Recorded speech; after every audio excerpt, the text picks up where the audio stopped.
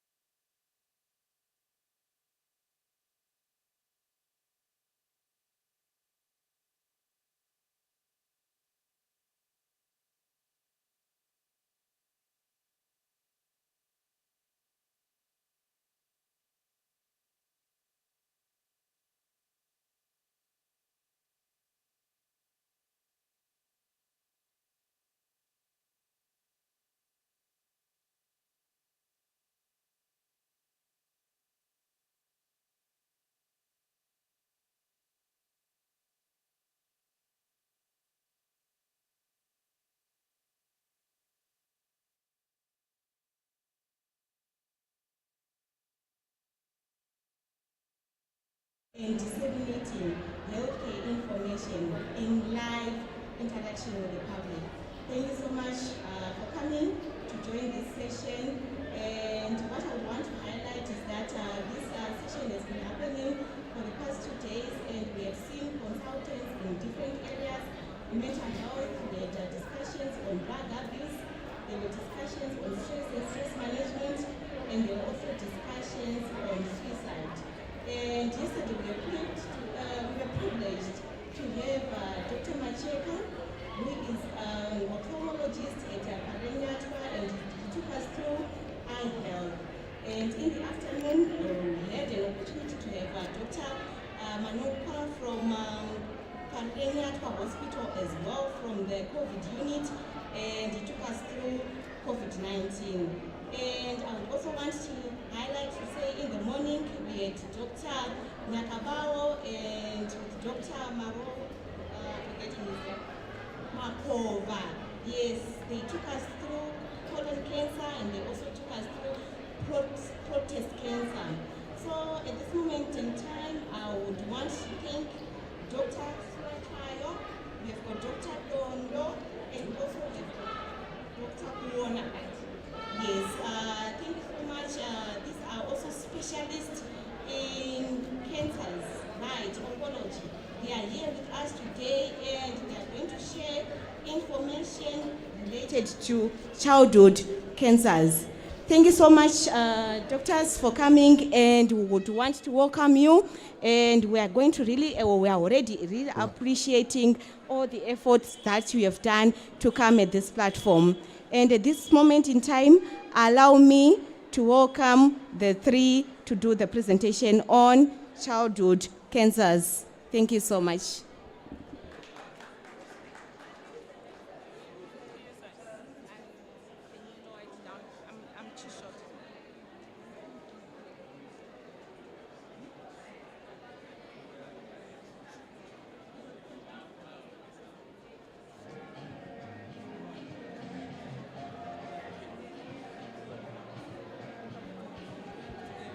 One, two.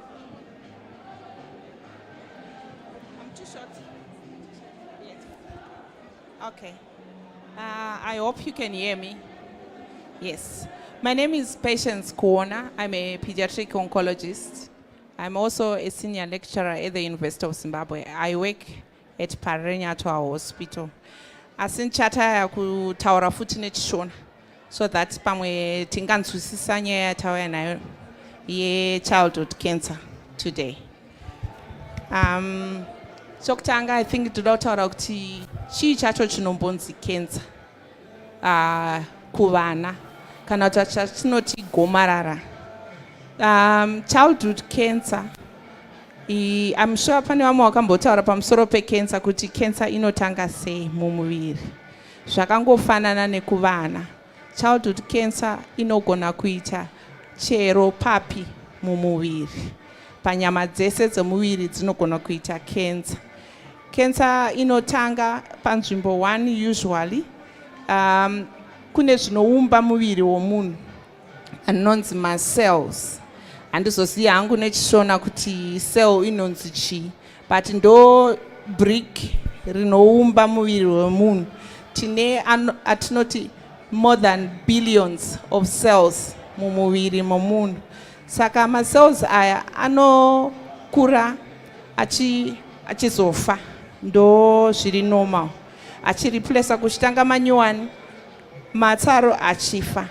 Muviri wedu une masystems ekuti kana pane cell rava abnormal, risingachafollowi normal process yekuti rinozvarwa rofa, immune system yedu, masoja edu muviri ane mechanism yokuwana macells akadai so nokua destroy.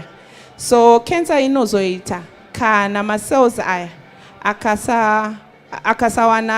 akasauraiwa nemasoja muviri, owana mukana wokukura, otanga kuwanda achifoma tinoti matumors. Then tinozoiti icancer kana macells aya akakwanisa kuspreada kubva paatangira kuenda kune imwe kupararira muviri wese. Saka ndo inonzi cancer iyoyo. It's an abnormal growth that has a potential to spread to other organs. Yatinoti metastasis. It's just a big word to just say kuti it can spread to other organs. Saka ndivanani vanoita cancer kuvana. Anyone can get cancer. You can't quite predict. Zvakati siyane nevanhu vakuru vokuti vano risk factors avo cancer anozikanwa zviri pakurarama kwavo zvatinoita tichirarama, including zvinhu zvakaita sedokumwa doro, kuputa fodya, environment yatinorarama zvinotipa marisks ekuti tizoita cancer nema-infections. But kuvana we can only majority of the time hatizivi kuti chii chanyanyokonzeresa cancer. Tinoziva kuti inoita sei, but kuti uzoti uyu mwana azoita cancer nenyaya yechakati vashoma whom we can predict. I think about 10% tinoti kune inonzi genetic risk factor, 90% hatizivi. Asi cancer iyi inogona kuita kubva mwana mucheche achangozvarwa anogona kuzvarwa ane cancer, tichidaro kusvika vana vakura vazosvika vanhu vakuru. So it can occur across the lifespan. Tinokwanisa kuidzivirira here cancer yevana inonetsa because zvandataura zviya kuti majority hatizivi kuti yazonyatsotanga sei, asi tinonzwisisa kuti chii chinenge chichiitika patinozoti mwana ane cancer. Saka iko zvino I'll just summarize kuti pavana muno muZimbabwe ma-common cancer acho ndeapi. Makensa aya anoita zvakafanana muvakomana nevasikana. Haasarudzi kuti uyu mukomana uyu musikana. So mwana mukomana mwana musikana anogona kuita cancer. Mwana mucheche, mwana ane mazera pakati ma5-year-olds, zvikusvika tasvika vana vava above 18 years vanogona kuita cancer. Commonly makensa yatinoona ikensa yemuropa inonzi leukemia.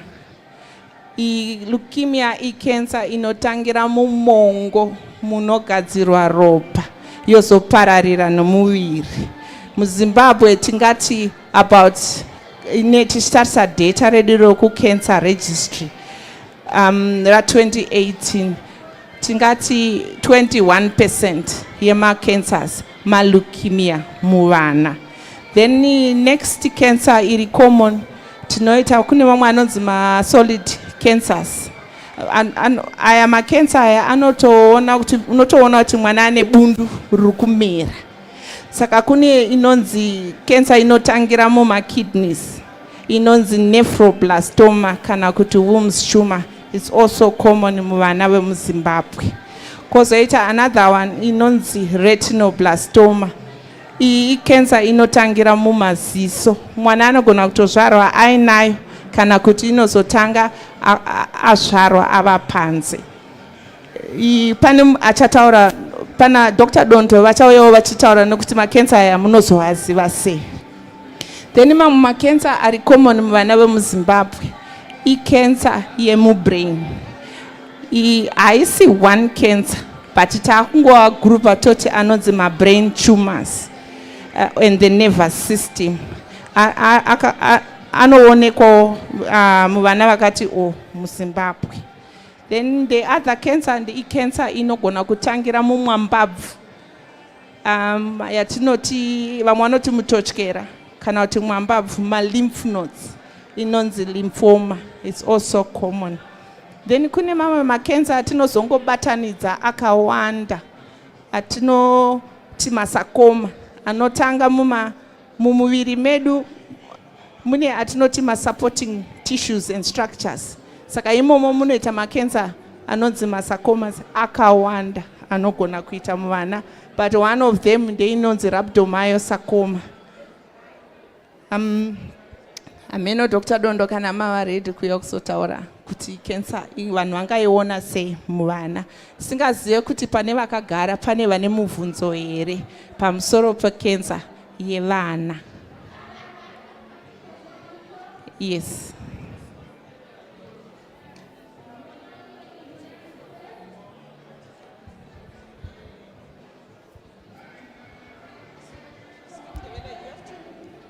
Thank you very much. I will speak in Ndebele. So, One, ngicela ukubuza ukuthi kuthiwa kule, you said ribs cancer.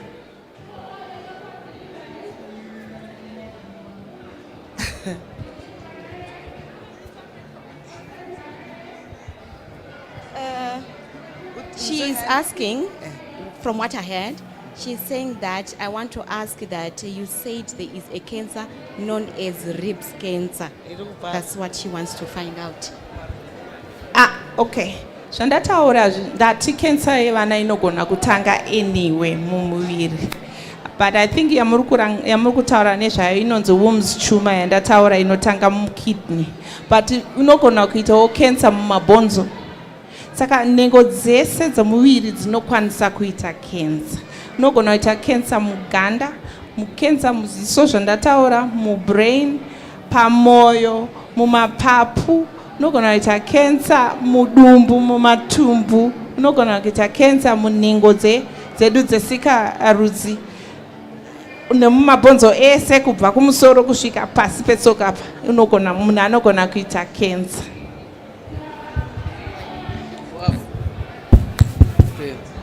Okay, thank you very much for the nice presentation. I can say maybe the excellent presentation.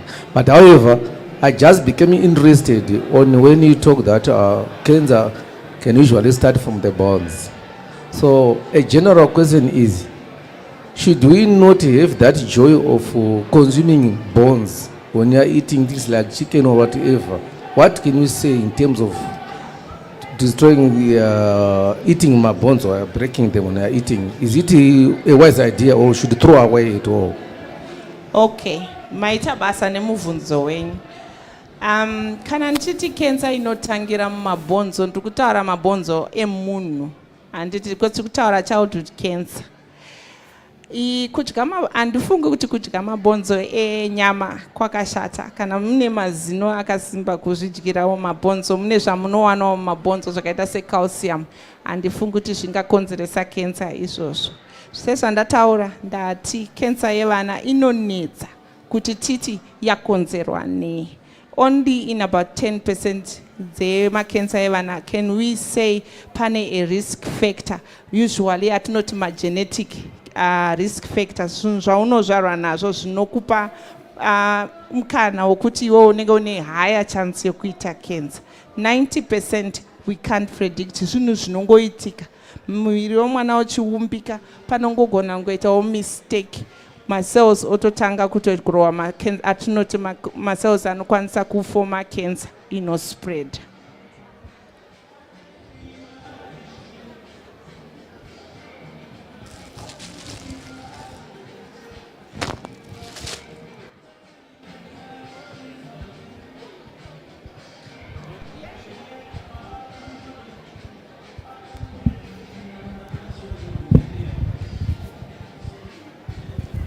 Da kubvunzawo kuti percentage yevana vari affected necancer iyo yakamira sei mukati menyika iyo? Okay, maita basa nemubvunzo wenyu. Saka tichitarisa data riri latest, tikati data ra2018 recancer registry rinotarisa kuti close to 7,000 people vakabatwa necancer yatakakwanisa kudocumenta muZimbabwe. Pane vanhu ivava kwakawanikwa close to 290 vari vana vane cancer. Saka percent yacho ndakamboiweka, it was working around 3.8% muZimbabwe.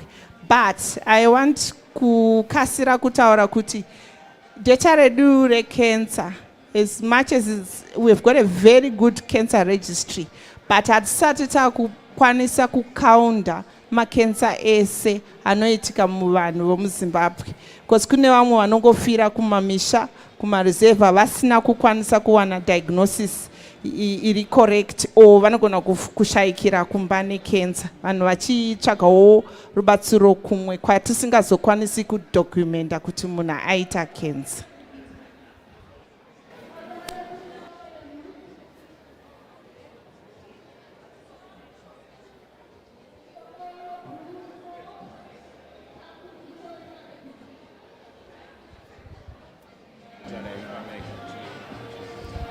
ndoda kubvunza kuti inotapuriranwa here kensa?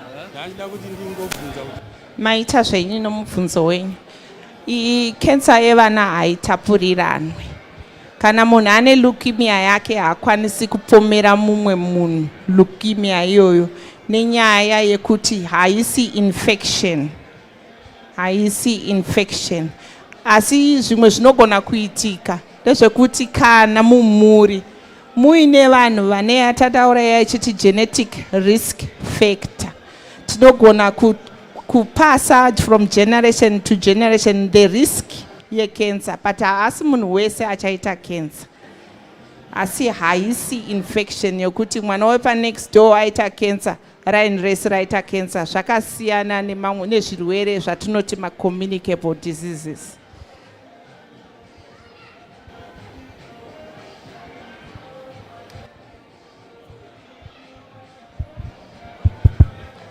Thank you very much. I had forgotten to ask you again. We talked about issue kuti mambabvu.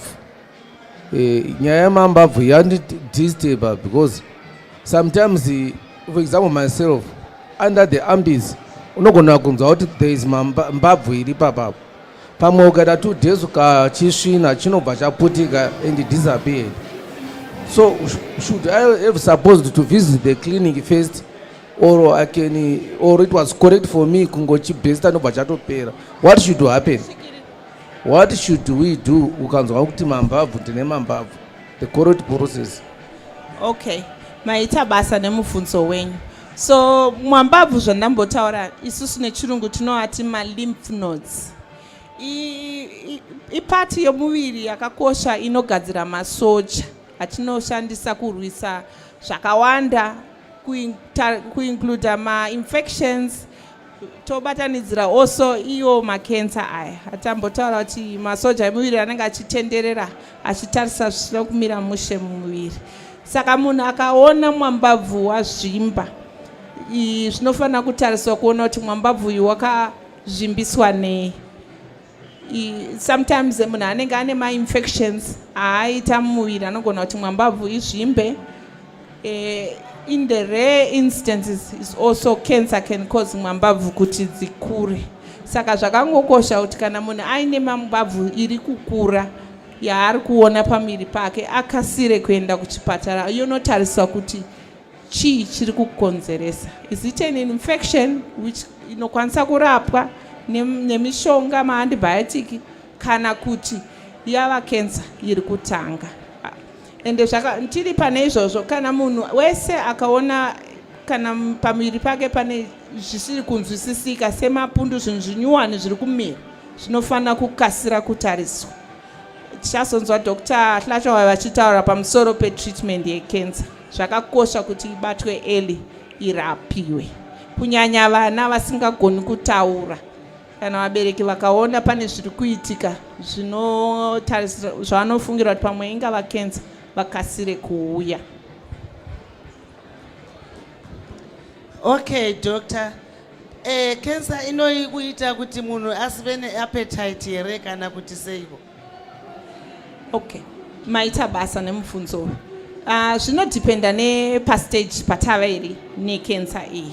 Handirika kokutanga munhu anogona kunge achitenga negood appetite ari normal, but tataura kuti cancer macells emuviri anenge akuita overgrowth asingafi achizokwanisa kuspreada kuenda kune mamwe maorgans.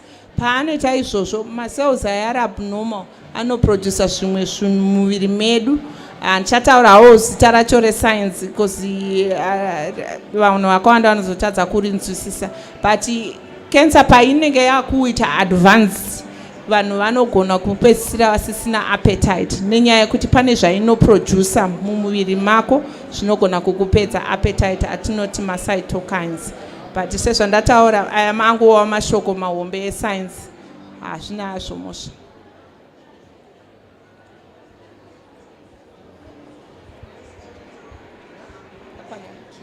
Okay, kwakuya Dr. Dondo kuti vazotaura pamusoro pokuti mungaona sei kuti mwana aita cancer.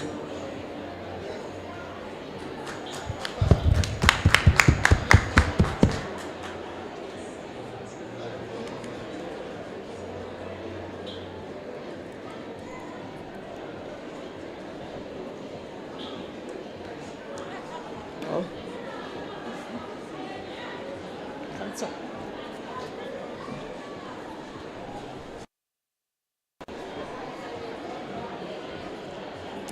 Makadi yenyu. Ndinoitwa Dr. Vongai Dondo. Ndiri pediatric oncologist. Tinorapa vana vane cancer. Pamwe chete nevamwe vangu ava, Dr. Kuona naDr. Swaswai. Saka pari zvino tichambotaura nenyaya yekuti unoona sei kuti mwana wako kana kuti iwo kana uri mwana anokwanisa kutongozviona kuti une cancer.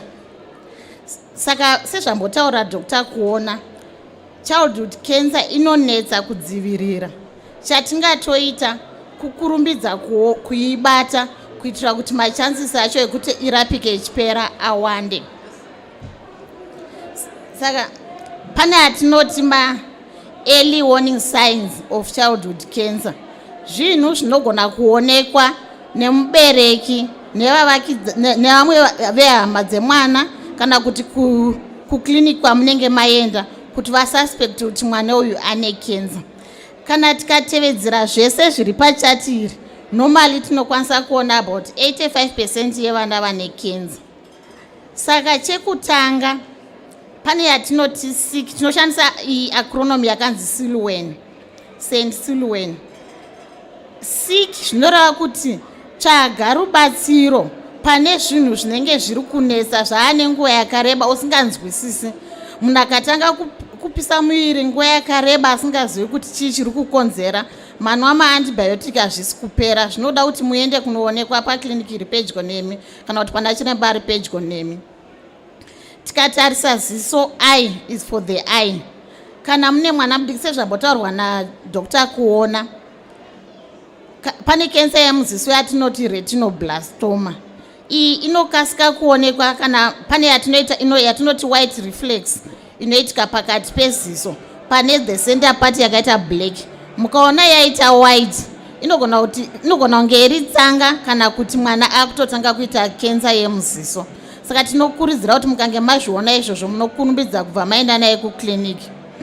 Chimwe chinogona kuitika paziso, munogona kungoona kuti mwana anga achizvionera zvakanaka but ava neyatinoti new onset blindness, ziso harichaoni. Mukaona zvakadero, kurumbidzai kuenda nemwana kuchipatara. Uye zvekare dzimwe nguva ziso rinogona kutanga kutobuda nenyaya yekuti cancer yacho yakura, kana kuti pane cancer iri pamabhonzo eziso kana kuti pamasoft tissues eziso iri kupusha kuti ziso ribude kunze. Saka mukaona zvakadero, kurumbidzai kuenda pachipatara pari padhuze. Eo yedu yakamirira lambu. Munhu anogona kuita lambu kana kuti swelling pa any part of the body. Zvogona kuitika muchest, pachest wall, zvogona kuitika mudumbu, zvogona kuitika pamakumbo kana pamaoko kana mumusoro. Saka mukangoona chamune musinganzwisisi kana kuti kana uri munhu anoshanda pachipatara panouya vana well baby visit, mukaona either ane white reflex kana kuti pakumupalpeta mudumbu mukanzwa kuti pane chibundu, munofanira kukumudza kurifeya mwana kuti aende kunoonekwa nemaspecialist. Because cancer dzangachimbotaurwa dzemakidney unowanzonzwa kunge pane bundu. Madumbu evana akaita round and anogona dzimwe nguva kukonsela kuviga maswelling wayo zvoti zvogona kuti nonoke kuonekwa. Asi kana iwese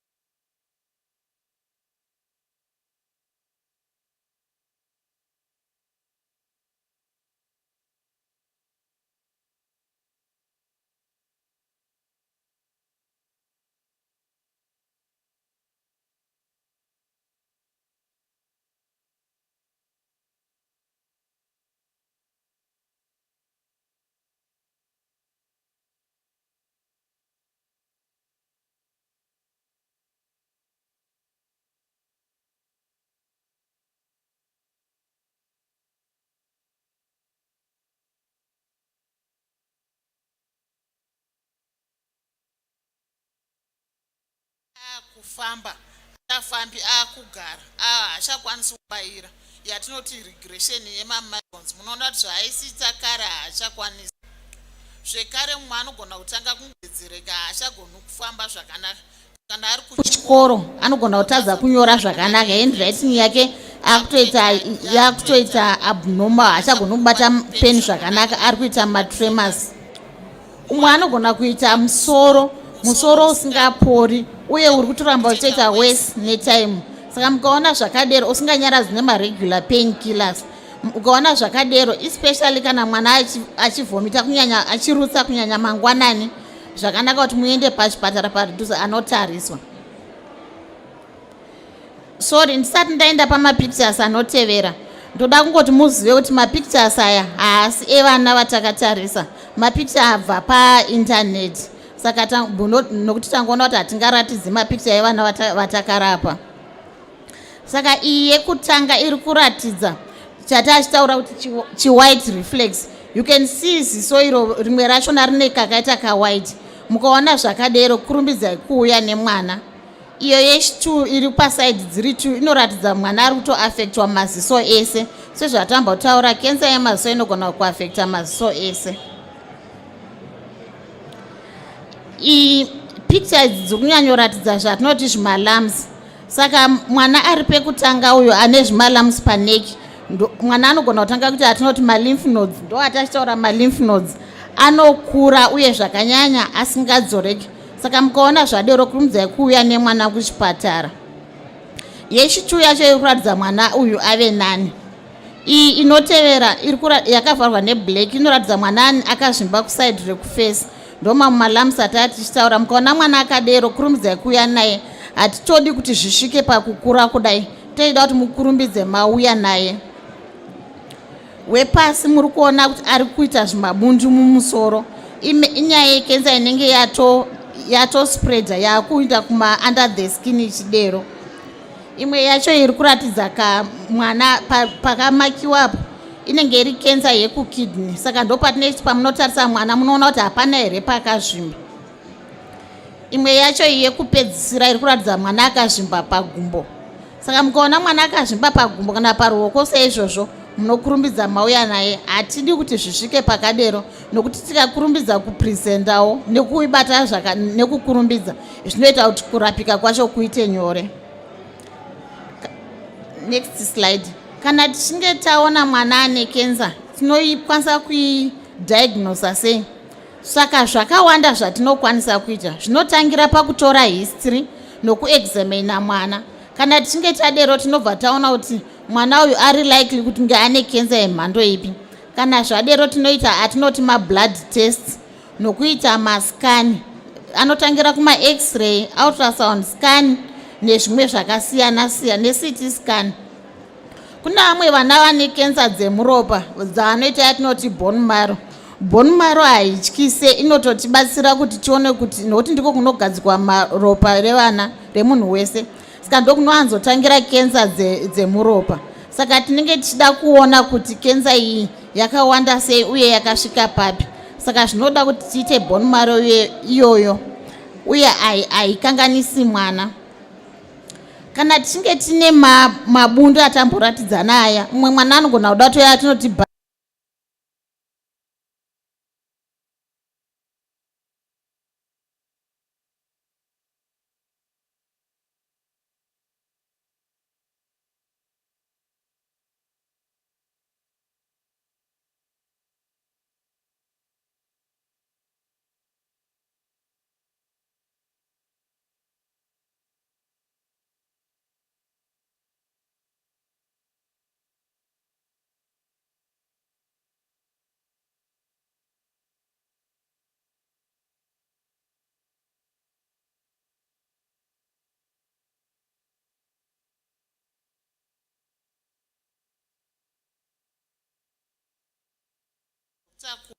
kensa yevana yakatisiyana neyevanhu nokuti kazhinji kacho atokusaziva kuti yatanga sei, asi kune vane magenes atinoti vanenge vari parisk nenyaya yemagenes avo.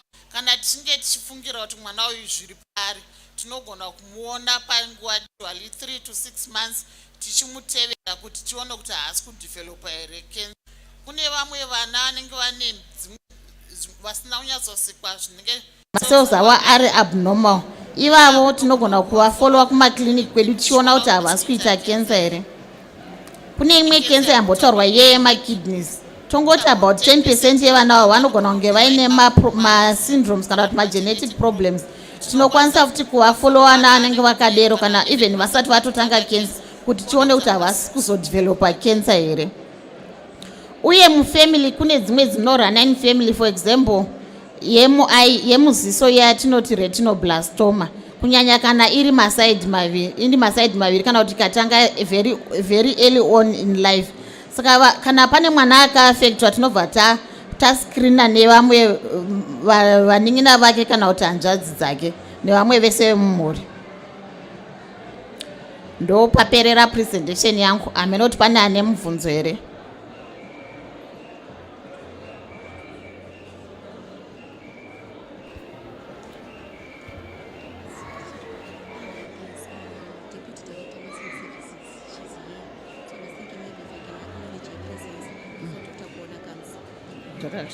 It's okay.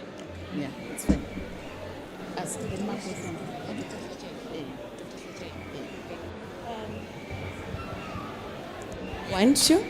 One, two. Okay, thank you so much, Dr. Tlachayo, for the presentation. Before we move forward, I would want to acknowledge the presence. Before we move forward, I would want to acknowledge the presence of the Director of Nursing Services, Ms. Chiwara. We welcome you, ma'am, and thank you so much for joining the session. And we welcome you. We are here at the Zimbabwe Agricultural Show, and we have got a new phenomena that we have in the Ministry of Health and Childcare, which is the Healthcare Transformation Zone. And this is the platform that we are having here, where we are having specialists, consultants who are disseminating information on healthcare topics, and it's being done in live interaction with the public. We have since started this program on Tuesday, and we are ending tomorrow if possible. And thank you so much for coming. And at this moment in time, I would want to invite Dr. Tlachayo. Yes, you have got questions? Okay. Oh, before we go forward, there are some questions. Yes. Okay. Thank you very much. Tangonzwa sekuti hatina kuzadzikisa. So mine is not a question but a custom on somebody when he is presenting something. We want to give pam-pam to Dr. Dondo for the last presentation is done. Thank you very much. Keep it up. Thank you. Do we have got any other contributions, questions before we move forward? Okay. Sorry doctor, inini ndawana matotanga kudhara but ndoda kubvunza kuti kuita mezi isaini inonzi chimhopo dzedze tingaiti isaini yecancer here kana kuti dzakangowanda so saka pane mhopo dzinogona kuwanda mumuviri dzine rimwe zita remedical term rakareba ratinopa inonzi neurofibromatosis. Handiti pachayo haisi cancer asi inoisa munhu pariski yokuti aite macancer dzimwe akasiyana siyana kusanganisira mabrain cancer, even iwo macancer ekidney. Saka kana mwana achinge akadero tine tichida kuti auye kuclinic kwedu topota tichimuona panguva diki kuti tione kuti haasi kudevelopa cancer here, tichimutarisa masaini ecancer. Aiwa, ndinotenda doctor. Thank you so much. Okay. Ndaida kungowedzerawo hangu kuti dzimwe mhopo dzinokonzerwa nema-infections anonzi ma-human papilloma virus yakasiyana ne-human papilloma virus inokonzera cancer. Saka kune mhopo dzisiri cancer, koita mhopo dzisingaoneki dziri iyo human papilloma virus inoenda kunokonzera mhopo vakawandika ichikonzera cancer dzakasiyana-siyana kudifferent parts of the body asi mhopo pachazvayo haisi cancer. ndatenda chose. Thank you so much. Thank you Dr. Nyakabao. Pane vamwe vachine mubvunzo here? Tienderere mberi. Apa sisina ndite? No 10.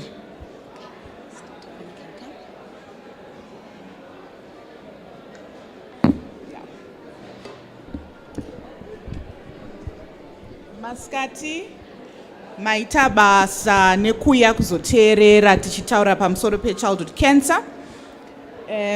Ndinoitwa Dr. Hlatshwayo.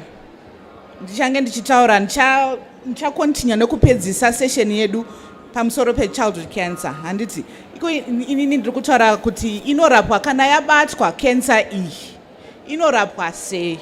Handiti kazhinji vanhu vakangonzwa kunzi cancer vanobva vatya, vanenge vakutofunga kuti vakutoona rufu. Asi the one thing I want to say nhasi, next one, ndezvekuti childhood cancer, mucancer yevana, sezvataura Dr. kuona kuti cancer yevana yakasiyana necancer yevanhu, yakati siyanei necancer yevanhu vakuru. And the one thing chandinoda kuti mubate nhasi ndezvekuti childhood cancer 80% of vana vane cancer vanogona kurapika kana vakauya kwatiri pane nguva.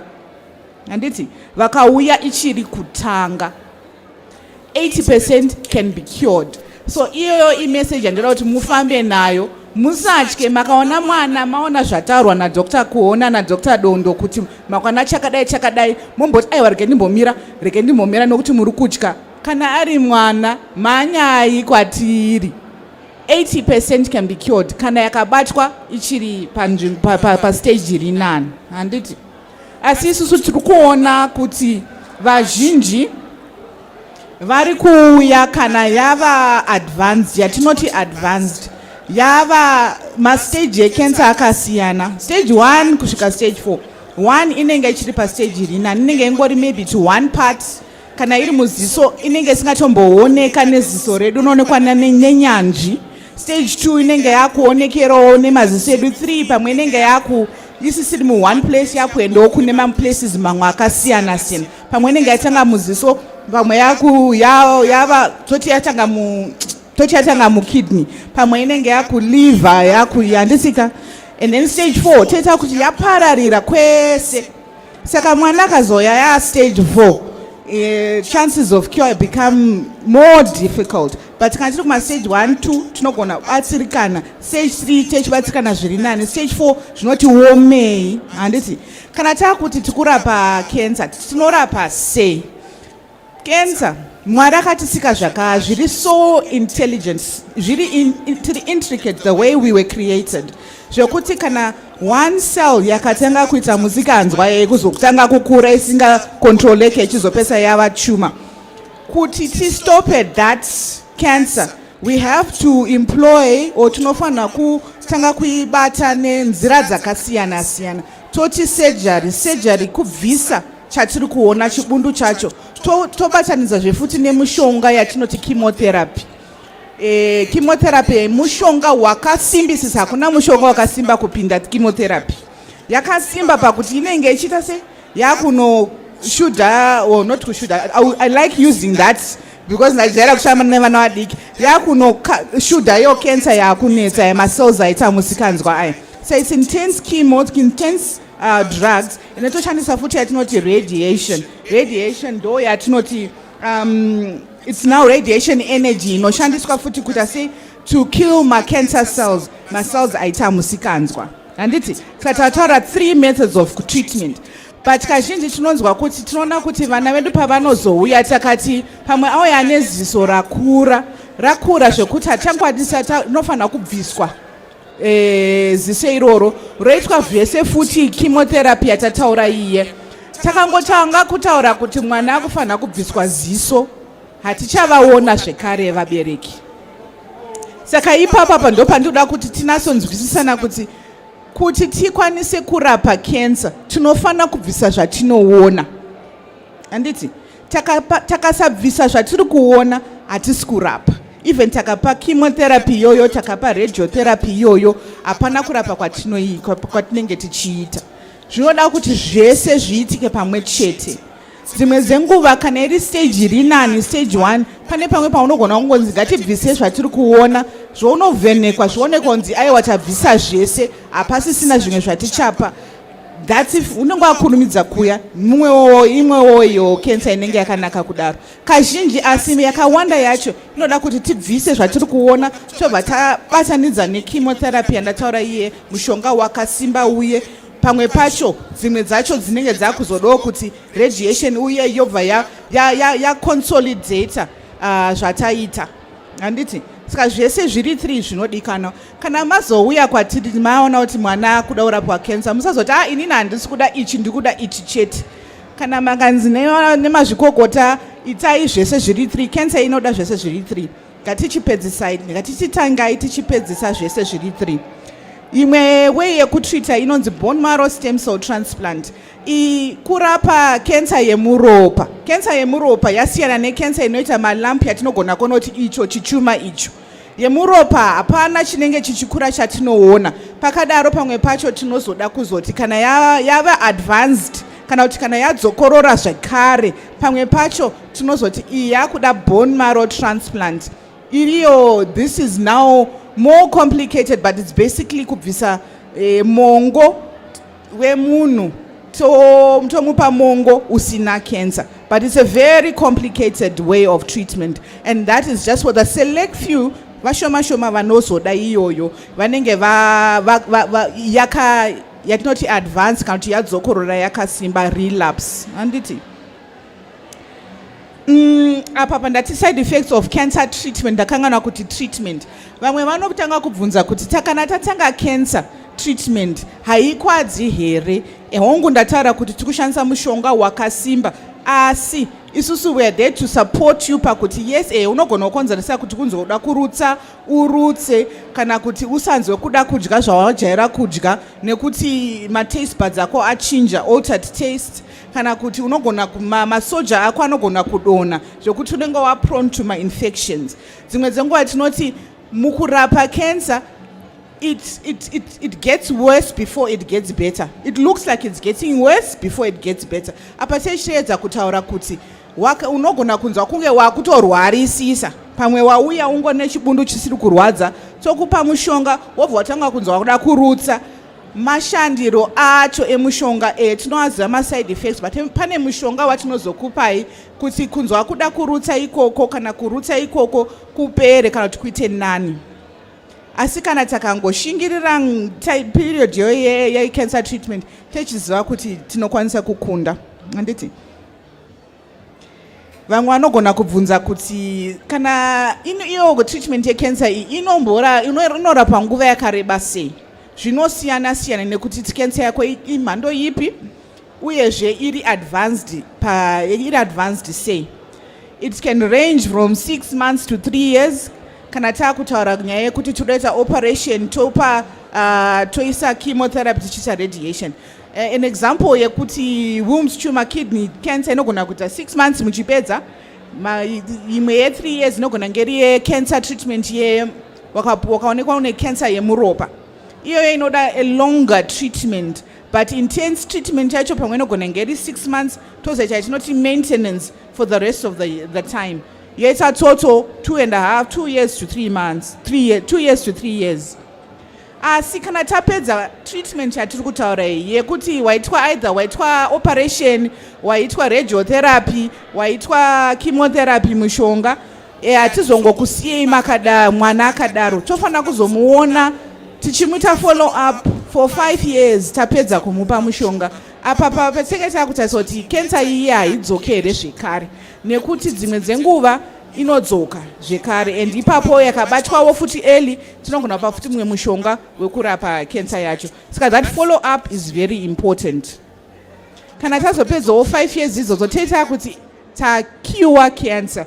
And isusuwo tinoonawo kuti muvana ve childhood cancer pane vakawanda vatinototi pane imwe tradition yatinoti kana mwana apedza cancer treatment yake tamuita follow up for 5 years tomuti hauchadzoka kwatiri wave cured vanoridza yatinoti bhera rekuti it's just a joyful occasion tobatana navo vachiridza bhera tichivaombera maoko vakawanda vana vatakaridzira bhera muno muzimbabwe so you need to know kuti variko vanorapika vachienda vachiita follow up yavo vachipedza vachisvika pakuridza bhera vachitozove vanhu vanotoshanda vachiita mhuri dzavo vamwe vachiita big people in society handiti amenoti pane vane mubvunzo here nezvandataura sofa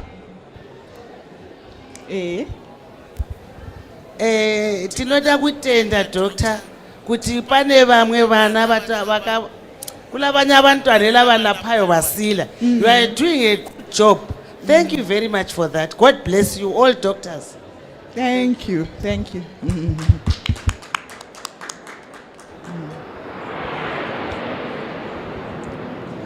Kana pasina mumwe mubvunzo pane uku.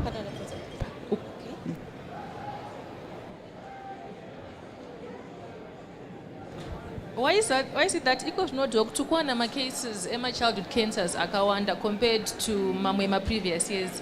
What's causing this high rise in childhood cancers? Okay, Maita Basa need that question. I think it's twofold that rise. It's correct kuti cases akwenda chiwanda, and I think it's twofold. One, we are picking it more. Health workers, variku clinic, and everyone the awareness is there, and they're picking the cancer more. And even wabereki vakuendawo kunosika help. Kazhinji kumama yeza pfura ya mwana aigona kungofa asinombotsika kana kuclinic. Or aisvika kuclinic otadza kurifewa kwatiri kuti arapwe. But we're seeing more kuti people are vaneva vari kupikwa up. So it's a sign kuti there's an improvement and a strengthening in the health system. Kuti we are able to pick up vana ivavo and they are coming to us. So it looks like it was not there, but it was always there, but we're not picking it up. And then, yes, globally, yes, there is a rise, cancer. And it could be, like we said, Dr. Kona was saying, kuti cancer yevana inonetsa kuti titi inokonzerewa nechakati. It could be the climate change or the environment yatakurarama kuti yachinjawo, and pane zvatiri exposed to zvatisingazivi zviri kuita kuti vana vedu vave exposed, vave at risk of developing cancer. Thank you. Anyone else with a question? Pamsoro doctor. Ini mubvunzo wangu uri panyaya yechemotherapy pane ma-success stories amakaita here pachemo, because in most cases pachemo tongoona munhu ozongozofa iso. Ndinotova nema-examples ehama dzangu dziripo dzakatofa. Saka pane here a success story that you can tell us that you actually managed to resuscitate life as a result of, the use of chemotherapy to a patient? Okay. Yes. Maita Basa need that question. Tichabatsirwa nevamwe vese vari muno madoctors arimo vanhu. I think your question probably makaona vanhu vakuru. Yeah? And we've got my colleagues varimo vanorapo vanhu vakuru as well. And we will be talking from our childhood cancer experience. Variko vakawanda. Vanotorarama. Varukutorarama. Pane mumwe an example, mati mukuda an example. Anikwanise kumutaura nezita. There's no consent, but he is actually a nurse by profession. Anga ane cancer ye kidney. Akarapwa muno muZimbabwe. Akapora akapera iko zvino ato murume mukuru akatonoita nursing yake ari kutoshanda achiitira upenyu hwake hwakanaka. Kutorine mumwe another example that's famous kana muchiteera social media yeKidscan vanotibatsira kusapota madrugs edu eningi. Anditaura nezita but makaenda pamapage iwawo pane musikana ariko ari kuuniversity outside the country akarapwa cancer yebone and ari kurarama. upenyu yakapera and it's fine. Akutoenda, she's very intelligent. Akatopiwa scholarship here, one of the big universities in United States. Percentage of survivors, I don't want to quote anything because I don't want you to misquote me. That's not the forum, but we do have survivors in Zimbabwe. We are tukubatsana ne World Health Organization as well. Pakuti tukuda ku increase that survival in childhood cancer. And tutoti by 2030, tukuda 60%, we're targeting 60% survival of childhood cancer. So tichiriwo pasi pa 20%, and the cause of that is because vana varukuya very late. So this session nekuziva kwenyu kwamakuita nekunotaurawo vamwe kuti ii zvandadzidza hazvichatyisa mazuva ano. Kana mangoona kamusiri kunzwisisa kurimidzai maenda kunovhenekwa. It's very important because if they come to us early, that percentage will get to 60 very quickly and we'll be able to save lives. Dr. Nyakabaunya. I just want to share a very, very nice story of this young man. Mwana wake anga admitwa ndifunga anga bviswa matonsils pa avenues. So he ran after me. Dr. Nyakabau. I mean, I couldn't remember this young man. Then he later told me, oh, doc, you remember me? You treated me for cancer. You know, I wrote my O-levels in the ward, you know, and I gave him chemotherapy, achinyora O-level yake. Saka akazokura kutoita baba vevana, and achishanda achizvitira zvinhu zvake. Ini ndokutomukangamwa because ndakamuona achiri mwana mudiki. Saka that's a very good story that I can share with you.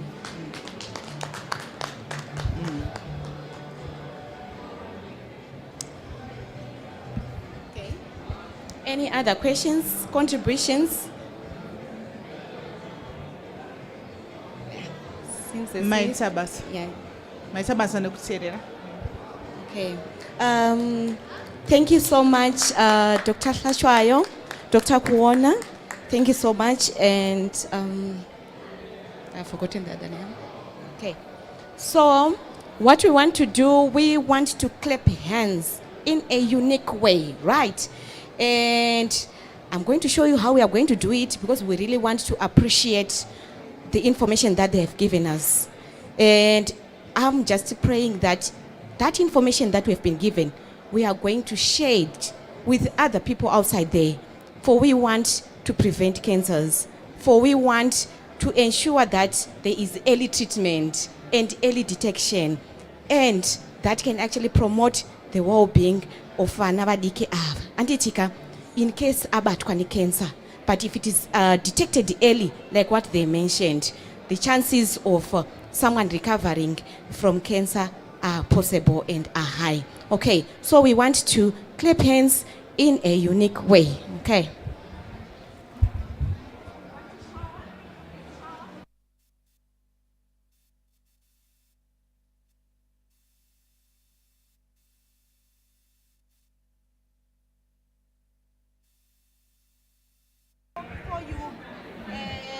Before you leave from this platform, we have got some t-shirts for people who are contributing. Yes, so we have got some t-shirts, we've got other things that we are also giving out. But above all, we would want to thank you all for contributing. We want to thank you all for coming on this platform. It is a platform that I've mentioned to say it is for the Ministry of Health and Childcare. And it's something that is new in the 2022 Zimbabwe Agricultural Show, where we are going to be having consultants are coming here. They are actually sharing information on healthcare topics. And for us, it's a very great milestone in the Ministry of Health and Childcare. We want the information to be disseminated to people. We want the information to change people in our lives, okay? Yes. So, we have got some t-shirts that we have, but they are very few, but one or two will benefit from this, okay? And there are also other sessions that are coming in the afternoon at 1500 hours. There is a session again. We've got Dr. Nyakabau coming in, and they are going to be discussing on cancer, cervical cancer, and breast cancer. So we are also encouraging you to come as well on this platform and join the sessions. There's going to be breast cancer and cervical cancer discussions. Okay, males, you are invited. Females, you are also invited. Even children, they are also invited on this platform. Okay. Do you have got any questions, any contributions so far? No. Okay. So, unfortunately, today our technology, we could have had a small music dance for refreshing and energizing ourselves. Okay. So, yeah, one of our major contributors. Thank you so much for coming and thank you so much for contributing. Okay. Yes. Yes, only have medium. Yes. Yeah. Siyabonga. Thank you so much for contributing. Yes. Okay.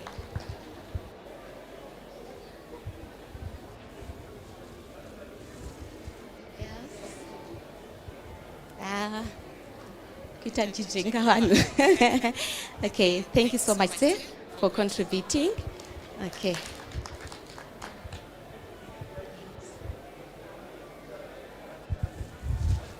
Okay, I can't remember the last person to benefit from a t-shirt. Okay, thank you so much. Otherwise, we thank you so much, and we are hoping that at 1500 hours sharp, you also come and join the next sessions that are to come. Breast cancer and cervical cancer at 1500 hours on this platform. Okay.